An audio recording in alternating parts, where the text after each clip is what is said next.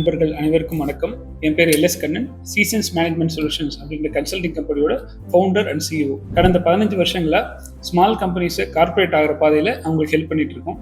Consulting and strategic solutions provide பண்ணிட்டு இருக்கோம். இந்த மாதம் மதுரையில் நடக்கிற உங்களோட மீட்டிங்கில் கடை முதல் கார்பரேட் வரை அப்படின்ற டாபிக்ல நம்ம ஜுவல்லரி இண்டஸ்ட்ரி ஃபேஸ் பண்ணிட்டு இருக்க ஒரு முக்கியமான ப்ராப்ளம், அதை பற்றி பேசலாமா? ஏன்னா நம்ம பிஸ்னஸுக்கு இன்னைக்கு காலகட்டத்தில் ரொம்ப முக்கியமான டாபிக். நம்ம பீப்புளை எப்படி மோட்டிவேட் பண்ணுறது, அவங்க கோலையும் கம்பெனி கோலையும் எப்படி ஒருங்கிணைப்பது, அவங்க வெற்றி அடைவதன் மூலமாக நம்ம கம்பெனி எப்படி வெற்றி அடைவது. Identifying, attracting and retaining right talents, அதாவது நம்முடைய வளர்ச்சிக்கு தேவையான சரியான பணியாளர்களை கண்டுபிடிப்பதும் அவர்களை ஈர்ப்பதும் அவர்களை தக்க வைப்பதும் எப்படி அப்படின்னு பார்க்கலாமா? ஏன்னா ஒரு பிசினஸ் வளருது அப்படின்னு சொல்றோம், அதோட வளர்ச்சியை டேர்ன் ஓவர்ல பார்க்குறோம், அது ரிசல்ட். அப்போ என்னோட வளர்ச்சி இருக்கணும் அப்படின்னா பிசினஸ்ல உண்மையில எது வளரணும்?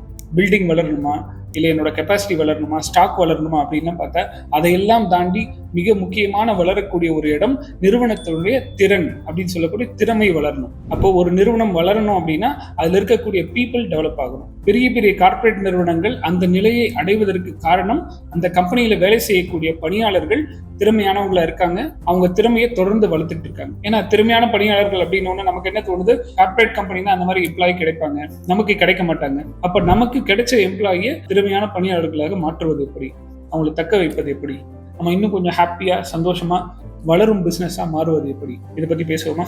இல்ல சந்திப்போம். தேங்க்யூ.